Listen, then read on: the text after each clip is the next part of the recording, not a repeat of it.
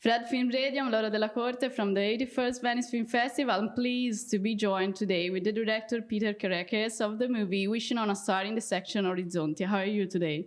Thank you. Very nice morning in Venice. It's perfect. Wonderful.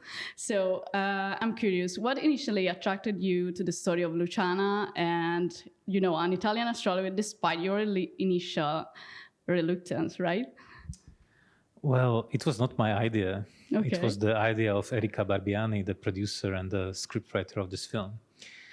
And they tried to force me 3 years to come and to meet Luciana and to start the film about astrology. But I said, it's not my cup of tea. I'm even not reading horoscopes. I don't understand it. And I'm making serious big films, And after 3 years, I was invited for a nice dinner, and then I met Luciana, and I completely fell in love with her.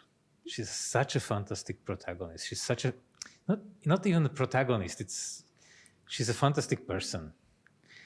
And I was sitting there 1 hour when she had the interview with her client, and I don't speak Italian. So I was just watching her gestures, her moods, her eyes, and she could change the emotion like in 5 minutes, 10 times. And I said, wow, I have to film it. I don't know what they are speaking about, but I don't care. I want to capture this energy. So then we started to make this movie. Sorry for a long answer. No way.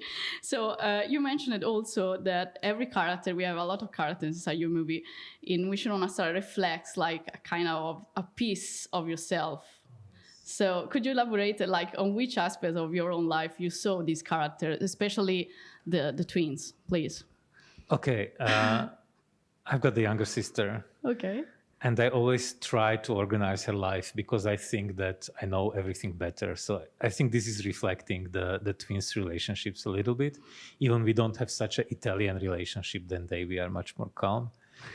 But when my mother saw this movie, she was like, oh, yes, I think I should speak with you in a different way because I see the dialogues that between Giovanni and his mother are the same.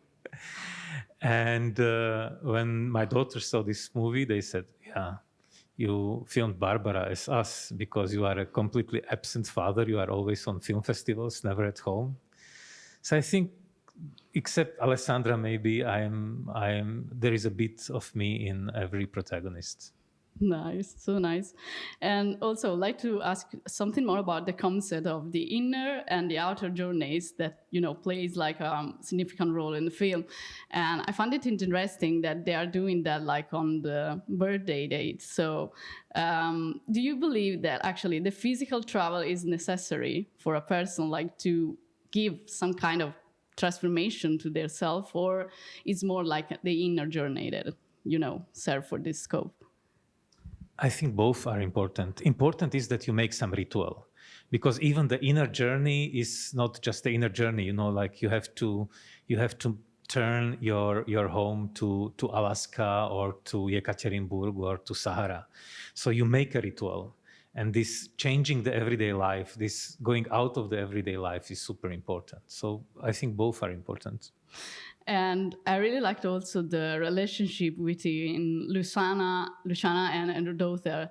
How did you capture that? And also, did you discover how actually Luciana using the birthday chart and also, her system on the computer, how she managed to discover where to go actually? I think she's a genius psychologist. And it's a little bit long explanation, okay. But most of her clients are women between 40 and 50. They are searching grande amore. So basically the problem is, I think, not in a man around, but in the woman. And I think either they have a very high self-confidence. So they just look around and they see everywhere idiots. Nobody's good enough for them. So they cannot find a partner. So Luciana is sending them to the places where are really like this Eastern type of men, like Yekaterinburg, Leskovac, going somewhere, Yes. Then the women there are completely disgusted.